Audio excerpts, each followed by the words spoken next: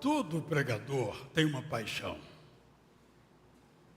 A paixão é que o texto bíblico faça sentido quando ouvido ou exposto.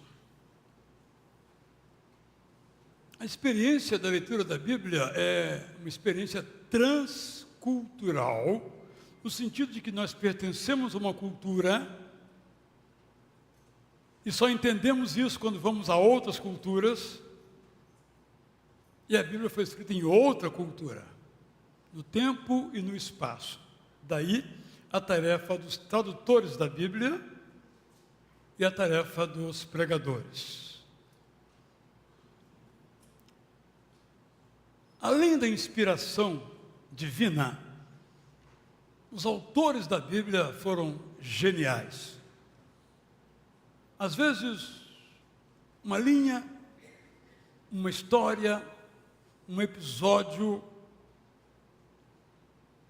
lançam luzes, vou chamar de eternas. O texto que eu vou ler é um desses textos, vou dizer o adjetivo, luminosos. Podemos lê-lo centenas de vezes. Eu mesmo preparo a mensagem, estudo durante horas. Quando eu chego aqui e vou ler, eu não tinha pensado nisso. Porque não cabe em nossa mente tanta profundidade, extensão e amplitude desses textos. Eu vou ler agora então e desejo que você não só ouça agora, mas que você chegue em casa na versão que você usa, que é diferente da minha, que é própria, apesar da palavra, você vai vendo o que esse texto diz para você. E talvez quando você ler o ano que vem, você vai perceber coisas que não percebeu ainda. Porque você mudou, não é? Eu até no primeiro culto preguei sobre as coisas mudam. E mencionei o fato de que o grande José, o cara que salvou o Egito da míngua pela fome, e depois um outro faraó que não sabia nada sobre ele, um ignorante esse faraó. Mas é assim que a vida prossegue.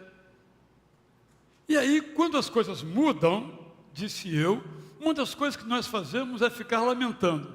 Saudade, naquele tempo. Quando, na verdade, se as coisas mudam, nós temos que mudar também. Ou ficaremos no passado, que não existe. O passado existiu, mas não existe. É claro que isso às vezes gera dificuldades em nós, conflitos entre gerações, assim chamado, não é? Porque às vezes nós, os mais velhos, queremos que as coisas mais antigas continuem.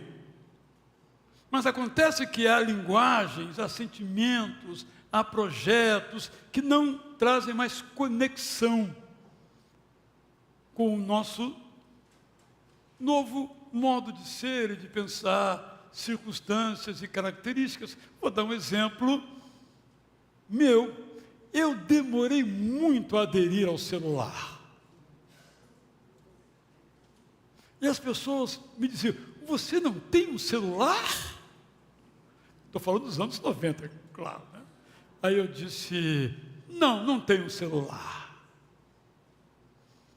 Aí depois veio aqui uma fotógrafa num casamento e bateu uma foto minha, eu pregando com um artefato tecnológico que nem existe mais, tipo um smartphone, mais ou menos assim, pastor moderno. Falei, caramba, olha o cara que não gostava de celular, agora já prega usando esses recursos, né? Então eu não uso mais papel, antigamente eu fazia o sermão, imprimia, aí um dia eu fui imprimir e a impressora não funcionou mais, falta de uso, não é? E passei a usar outros recursos que estão aqui, os irmãos estão vendo. Estou dizendo isso nesse campo específico de tecnologia, não é? Eu me lembro que há muitos anos eu fui no hospital levar a minha esposa há muitos anos para uma cirurgia e uma moça, uma senhora, estava lá no computador, digitando a ficha. Digitando não, né? E reclamando o tempo todo. Aí eu disse, vai perder o emprego. Porque ela lamentava que não podia mais fazer na sua maquininha de escrever. Estou dizendo com isso que às vezes nem todas as mudanças são boas. E nós temos que nos adaptar. E nem sempre o passado é aquela maravilha que a gente achava. Eu não acho. Eu acho agora muito melhor do que o passado. Bom, são questões aí para discussão. Voltemos aqui ao nosso texto, como eu prometi.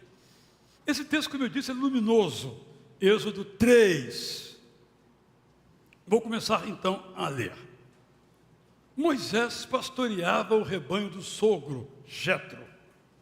Certa vez Moisés foi muito longe, chegou com os animais à península do Sinai, ao redor do monte Sinai, também chamado de Horebe, o monte sagrado. Lá teve uma surpresa, ele viu que havia chamas numa árvore da região. O fogo continuava, mas não consumia a sarça. Moisés entendeu que o Deus eterno estava se comunicando com ele. Por isso, decidiu ver de perto aquela sarça que o fogo não destruía. E eu fiquei pensando, quando li esse texto assim, e se Moisés não tivesse ido ver a sarça se consumir? Quando Deus eterno viu Moisés se aproximando, gritou de dentro das chamas, Moisés, Moisés! Ele respondeu, estou aqui! Aquele eco. Deve ser uma coisa linda isso no cinema, não é? O Deus eterno continuou, fique onde você está. Permaneça descalço, Moisés, porque o chão que você está pisando é um lugar santo. Depois acrescentou, eu sou o Deus que apareceu aos seus antepassados, Abraão, Isaque e Jacó. Imediatamente, Moisés olhou para baixo com medo de olhar diretamente para Deus. O Deus eterno prosseguiu, Moisés, tenho visto a opressão com que os egípcios têm feito o meu povo sofrer. Tenho visto como os capatazes têm sido truculentos. Sei quanto meu povo está sofrendo. Saiba, Moisés, que decidi libertar o povo de Israel da opressão egípcia. Vou tirar o meu povo do Egito e levá-lo para uma região que é boa e ampla. Vou levá-lo para Canaã, onde há fartura de tudo para todos. Atualmente essa região é habitada por outros povos, por cananeus, hititas, amorreus, ferezeus, heveus e jebuseus. O Deus eterno disse ainda, Moisés, eu ouvi as orações que o povo de Israel e estou vendo a opressão dos egípcios sobre os hebreus. Isso acabou, preciso de você. Você voltará para o Egito a fim de libertar o meu povo, o povo de Israel. Moisés tentou recusar. Não sou capaz de fazer isso. Eu não sou capaz de obrigar o faraó a libertar o povo de Israel. O Deus eterno respondeu, não tenha medo, eu estarei ao seu lado. Vou lhe dizer o que fazer. Você voltará ao Egito para tirar o meu povo de lá e trazê-lo para passar por esse monte, o Monte Horebe, em que nos encontramos. Moisés persistiu na recusa. O que vai acontecer é que quando eu for conversar com os hebreus, e lhes disser, o Deus dos seus antepassados me enviou até vocês, eles certamente perguntarão, qual é o nome desse Deus? Eu vou responder o quê? O Deus eterno respondeu, eu sou quem eu sou. O Deus eterno completou, diga-lhe apenas, o eu sou me mandou até vocês. O Deus eterno ainda explicou, você dirá o seguinte aos hebreus, o Deus eterno, o Deus dos seus antepassados, o Deus de Abraão, o Deus de Isaque, o Deus de Jacó, me enviou a vocês. Esse é o meu nome eternamente, com o qual serei para sempre lembrado. É um texto que nos arrebata, literalmente nos arrebata. Nossa imaginação voa. Eu fiquei pensando, por que Deus disse que aquela terra, aquele chão era santo? Quando nós olhamos agora, nós podemos dizer assim, bem, ali é o Sinai, não é? Mas estamos no capítulo 3 ainda. A revelação do Sinai, os 10 mandamentos, Só lá, depois do capítulo 10, 11, é mais na frente, até aqui Sinai não era nada especial. Talvez ele estivesse dizendo que era santo por aquilo que ainda faria naquele lugar, ou naquela área, naquela dependência. Mas eu acho que, e desde aquele momento, aquele lugar então era santo. Eu quero então refletir sobre esse tema, sobre como é que o lugar onde nós estamos pode ser santo, sagrado.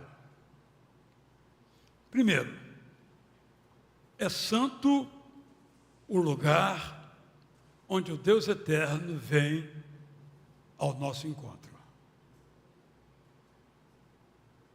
O Deus eterno veio ao encontro de Moisés para lhe convidar à mais extraordinária aventura jamais cometida pelo ser humano. Um povo em multidão sair sem nenhuma força bruta, sem nenhuma arma, livrando-se de um poderoso exército. Não há história tão extraordinária como essa. Não há homem tão extraordinário no campo da estratégia, podemos dizer assim, do que Moisés, do ponto de vista humano. Claro que ele estava sendo guiado pelo Deus eterno. Repito, é santo o lugar onde o Deus eterno vem ao nosso encontro. E nessa hora, nós temos que tirar os nossos saltos altos ou as nossas rasteirinhas. O que significa tirar os sapatos? No contexto daquela época, sapato era sobretudo segurança. Eram terras pouco hóspidas, na verdade inóspitas, arenosas, pedregosas, sujas, venenosas. O chinelo era a proteção, o chinelo era o conforto. É uma maneira de olharmos para isso. O chinelo era: estou seguro, estou bem, posso caminhar com minhas próprias pernas, não preciso de ninguém, posso seguir em frente. Quando a gente continua percorrendo a Bíblia, é maravilhoso saber que a Bíblia explica a própria Bíblia. Tenho dito isso daqui várias vezes, é um princípio hermenêutico universal. Nós vamos vendo o que as sandálias significam para os hebreus. Se lembram de Boaz, por exemplo? Quando ele faz um negócio na cidade, ele entrega as sandálias. Então, para nós, sandália é só um negócio para andar, não é? Mas naquela época, sandália tinha a ver com identidade, com aquilo que eu sou. Tire as sandálias ou os sapatos dos seus pés. Tire para que você, então, confiando menos em você, possa prestar atenção no que eu quero lhe dizer, Moisés.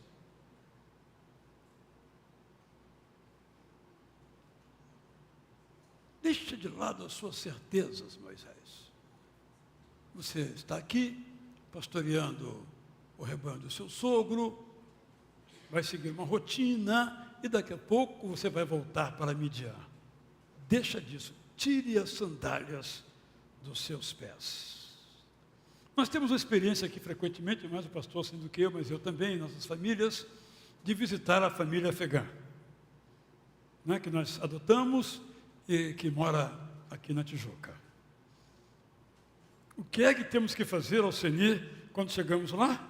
Naturalmente, tirar os sapatos. Eles não andam de sapato em casa. O visitante tira. Eles falam: não é preciso. É uma cortesia, porque precisa. Tem que tirar. Aí nós podemos imaginar muitas situações, circunstâncias sobre isso. Mas quero dizer que, basicamente, Deus estava dizendo a Moisés o seguinte: a sua vida até aqui era essa. A partir daqui é essa. Tire as sandálias para marcar esse antes e depois do nosso encontro. Todo lugar onde Deus vem ao nosso encontro é sagrado. Eu espero que esse templo aqui seja sagrado. Eu espero que esse templo aqui, durante o culto que aqui celebramos, Deus venha ao seu encontro e você o escute. Aí, em segundo lugar, santo é o lugar em que nós ouvimos a voz de Deus. Moisés ouviu o crepitar das folhas, o brilho das pedras ao sol, o vento empoeirado e acalorado. Mas no dia seguinte seria a mesma coisa. No mês seguinte, idem, no ano seguinte, de igual modo. Mas ele ouviu a voz de Deus. Por isso eu fiz aquela indagação quando estava lendo ainda o texto. E se Moisés não tivesse ouvido a voz de Deus? Humanamente falando, Deus daria outro jeito, é claro. Mas se Moisés não tivesse ouvido a voz de Deus, o povo de Israel iria continuar no Egito, oprimido. Mas ele ouviu. E o que acontece conosco quando nós ouvimos a voz de Deus? E o que acontece, ou que não acontece, quando nós não ouvimos a voz de Deus? Mas Deus não fala mais. Isso foi no passado, trovões, relâmpagos, nuvem densa, escura de dia, nuvem em labareda de noite. Isso foi no passado. Só que não. Deus continua falando ainda hoje. Deus sempre fala. E o autor anônimo aos Hebreus disse isso. Deus vem falando, mas sobretudo agora nos fala através de Jesus. Eu tenho essa mais absoluta convicção. Não importa como eu esteja, quando eu leio o Evangelho, eu sou dinamizado, eu sou empoderado, se eu posso usar a expressão assim, para viver melhor. Mas sempre temos que ler os Evangelhos, porque é a vida e a voz de Jesus nos falando. Santo, pois, é o lugar em que ouvimos a voz de Deus. Não necessariamente numa igreja, mas eu espero que seja também na igreja. Seria o fim do mundo você vir à igreja e não ouvir a voz de Deus.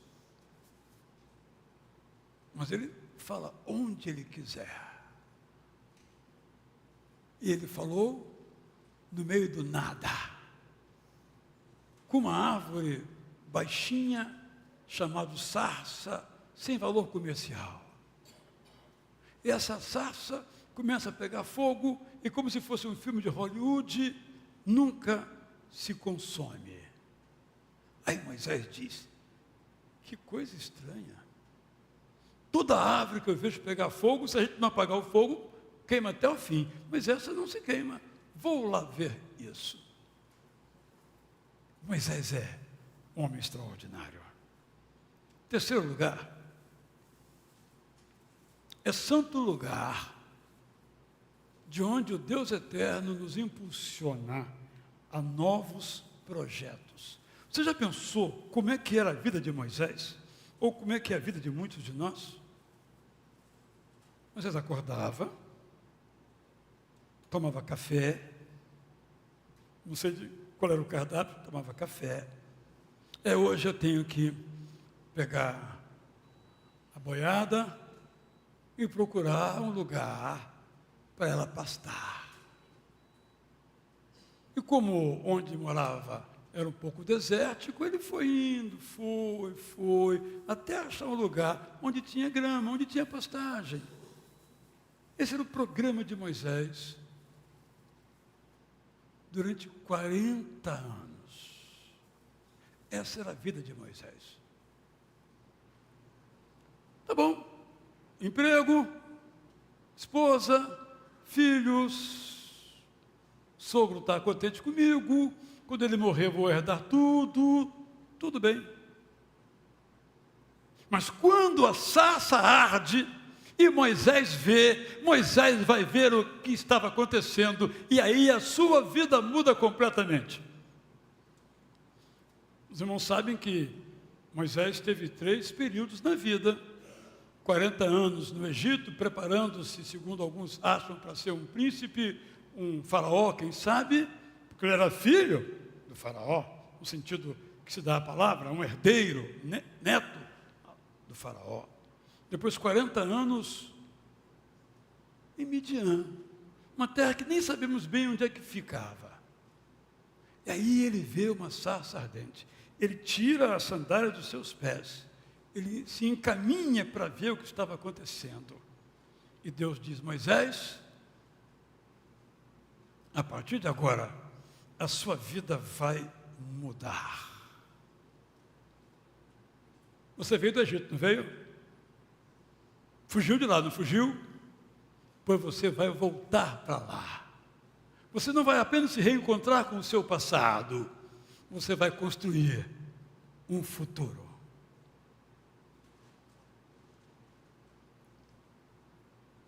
Se eu conhecesse esse texto bíblico, e acontecesse isso comigo, e eu fosse Moisés, eu iria ver o que estava acontecendo com aquela sarça.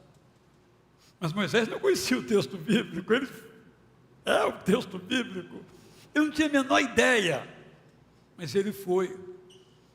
Às vezes nós até queremos ir, mas se Deus nos der todas as coordenadas, mas se ele disser apenas assim: ó, Abraão, vá para uma terra que eu vou lhe mostrar, meu Deus, eu gosto das coisas todas organizadas, planejadas. Desse jeito, não vou. E se ele dissesse: bem, Moisés, primeiro mencionei Abraão, você agora vai voltar para o Egito, e você vai libertar aquele povo. Ok, eu sei que tu és poderoso, mas me diga como. Como é que eu vou chegar lá? Aliás, eu vou dizer o quê? Eu estou em nome de quem? Porque Deus diz: você diz que eu sou. Espera aí. Alguém bateu a sua porta, você pergunta: quem é? Eu. Você vai abrir? Só se reconhecer a voz do marido, não é? Senão você não vai abrir. Mas foi isso que ele disse: eu. Eu quem? Eu sou o que sou. Eu. Diga que eu sou, ele mandou. Sem chance. Não é verdade? Mas Moisés ouviu e entendeu que Deus o estava impulsionando a um novo projeto de vida. Quando você lê a história de pessoas de sucesso, no campo A ou B, essa história ainda se repete com outros contornos. A pessoa diz: bem, eu vou fazer o seguinte, contra tudo e contra todos, ele se põe a caminho e faz. No caso de Moisés foi especial. Deus foi claro, sua tarefa é clara, não é criar a inteligência artificial, não é criar o telefone celular, não é criar o computador, não é inventar um automóvel. Você vai libertar o meu povo que está oprimido pela mais poderosa nação do mundo, o Egito. Moisés, um vaqueiro. Aí Moisés começa a regatear, porque Moisés também não é assim tão cheio de fé como a gente depois descobre que ele é, né? Mas eu não sei falar, eu sou do interior, Ele nem falou que tinha uma culpa no cartório lá no Egito, né? Mas ele tinha um monte de razões para não ir. Como nós temos razões para não ir. Mas ele foi. Moisés foi ver a sarça. E quando ouviu que havia da parte de Deus para ele um novo projeto, o que ele fez? Embora trêmulo, ele também foi. Por isso aquele lugar era santo. Todo lugar em que o Deus eterno nos impulsiona um novo projeto é um lugar santo.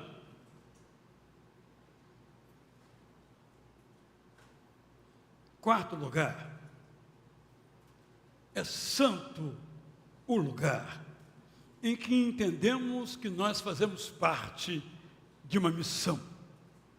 A missão do Deus eterno no mundo. Quando Deus olha para o nosso mundo, Ele fica feliz com algumas coisas. Acho que sim. Mas fica muito triste com muitas coisas, talvez a maioria das coisas. Ele fica triste com a opressão. Ele fica triste com a idolatria. Ele fica triste com as várias formas de maldade humana. Ele fica triste. E ele então cruza os braços e diz assim: bem, eu criei o mundo para ser diferente, mas o mundo escolheu ser desse modo, o que eu posso fazer? Bom, eu não creio que ele faça isso, nem pense assim. Ele diz: quem está afim de se juntar a mim para mudarmos as coisas? O nome disso é missão, ou chamado para uma missão. Está ao longo da Bíblia: Abraão, Jacó, Isaac, Moisés, Davi, Gideão, Amós. Amós também era vaqueiro. Mas diante da maldade, da crueldade, da desigualdade reinantes naquela sociedade, em que os profetas estavam a serviço dos reis, ele foi chamar um cara que era vaqueiro e também criava figos. Agropecuarista. Mas eu não fiz seminário, meu Deus. Eu não estou preparado para isso. Mas se Deus me chamou, Ele me prepara. Se chamou você, Ele prepara você, é o melhor dos mestres. Amós foi, tantos outros foram. Saulo, que relutou tanto, só foi porque a pancada divina foi muito forte. Às vezes nós temos que levar essas pancadas para acordar. Meu pai se tornou pastor já velho. Vou fazer as contas aqui, mas uns 40 anos de idade. Tinha sua profissão, estava indo tudo bem, ele gostava de pregar, era um líder na igreja, como diácono. Aí um dia ele disse: gente, nós vamos para o Rio de Janeiro. Isso lá em Campo Grande, Vitória, Cariacica. Vamos para o Rio de Janeiro. Rio de Janeiro? Fazer o quê? Eu vou fazer seminário, eu vou ser pastor. Mas por que, pai? Deus está me chamando. Mas como é que o senhor sabe disso? Porque eu não estou vendo futuro aqui no meu negócio, na minha profissão. Diante disso eu passei a refletir: por quê? Se até então estava tão bem. Deus foi me mostrando aos poucos que aquele prazer que eu tenho de pregar, eu tenho que fazer isso o dia todo, todos os dias. Vamos embora? Não, ele não perguntou, né? Naquela época o pai não perguntava. Vamos embora! Ponto de exclamação. Não chegou para minha mãe e falou: mãe, Loídes, vamos, o que você acha? Não, naquele tempo não. Vamos, ponto de exclamação. Eu imagino, eu era criança. E aí nós viemos.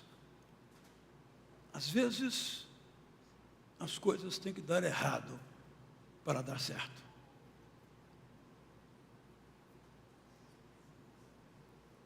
Quando nós entendemos, seja onde for, que nós fazemos parte de uma missão, aquele momento, aquele lugar, aquele espaço, é sagrado.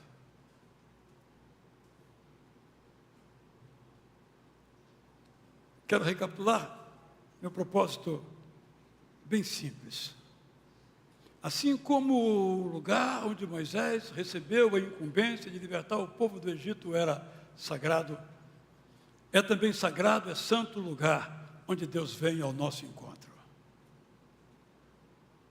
Eu fico pensando no Moisés, depois ao longo de sua vida, em que teve dúvidas, todos nós temos dúvidas, onde disse, será que estou certo?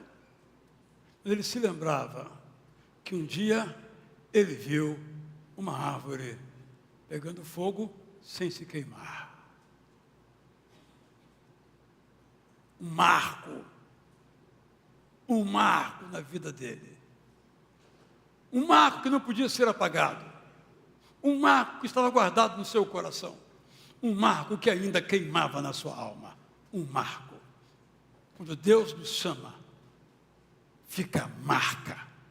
E não conseguimos esquecer. É por isso que às vezes eu ouço assim, de muitas pessoas eu ouço assim, quando eu tinha tantos anos, Deus me chamou para ser missionário, para ser pastor, mas eu não obedeci, porque eu já estava com a minha vida A, B ou C. Mas até hoje, eu sei que eu sou um trânsfuga. Até hoje eu sei que eu estou fugindo. Eu já vi pessoas já avançadas de idade dizerem, eu vou resolver esse negócio agora. E voltaram àquele amor, daquela paixão que ainda encandecia no seu coração. Onde foi que a sarça queimou para você? Essa é a pergunta que nós todos temos que fazer. Eu quero terminar uma frase muito simples. Eu faço parte da missão de Deus para esse mundo. Não sou o Salvador da pátria, porque o Salvador se chama Jesus de Nazaré. Ele é o Salvador. Mas eu faço parte de uma missão. E a missão é proclamar Jesus, onde eu puder, onde eu estiver, como eu quiser. Mas aguarde a frase seguinte que você vai entender porque eu estou dizendo isso. E você tem a mesma missão. Você é Moisés no deserto, diante da arca, da sarça, crepitando, queimando. O que é que você faz? Estou enganado, não tem nada pegando fogo. Está bem, fico onde estou, cuidando dos bois do meu sogro. Ou eu vou lá conferir. Deus está querendo me dizer alguma coisa, eu vou lá. Para minha decepção, quando eu chego lá, ele diz, sai daí e vá para o Egito. Mas foi a melhor coisa que Moisés fez na vida.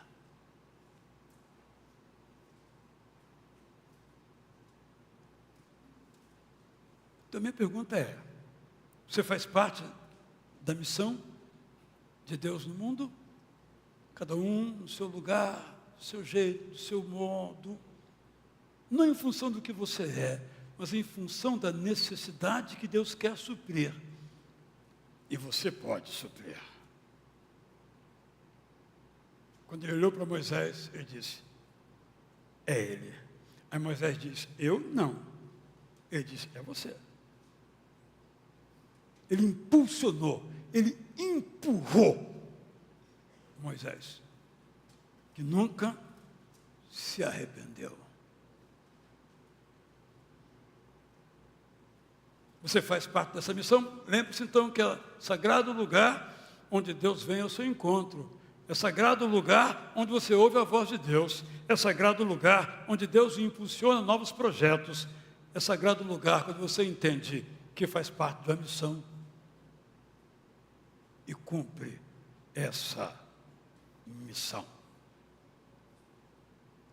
Quero lhe convidar a ficar em pé para cantarmos essa música sobre confiança.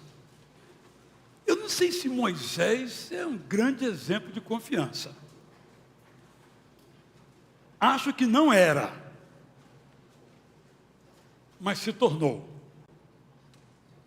Você começa a olhar a história de Moisés, não era lá um cara confiante, corajoso, mas foi se tornando. Essa é a maravilha da fé em Jesus. Ele vai nos moldando, inclusive aumentando essa fé, confiança, essa visão daquilo que Deus pode fazer através de uma pessoa falha como eu, limitadíssima como eu. Talvez se aplique a você. Ele faz que nossas mãos sejam capazes e os nossos pés, quando tiramos as sandálias da autossuficiência, possam caminhar. É assim que Deus faz no mundo. Vamos confiar nisso? Enquanto nós cantamos aqui essa música, Confiarei, se você tem um projeto que quer apresentar ao nosso Deus, se você está numa dificuldade, numa decisão, algo que vai mudar a sua vida, mas numa enfermidade também, num cuidado de alguém, quer que oremos por você? Você pode vir aqui, estaremos aqui, os pastores estaremos aqui, teremos alegria de orar por você enquanto nós cantamos.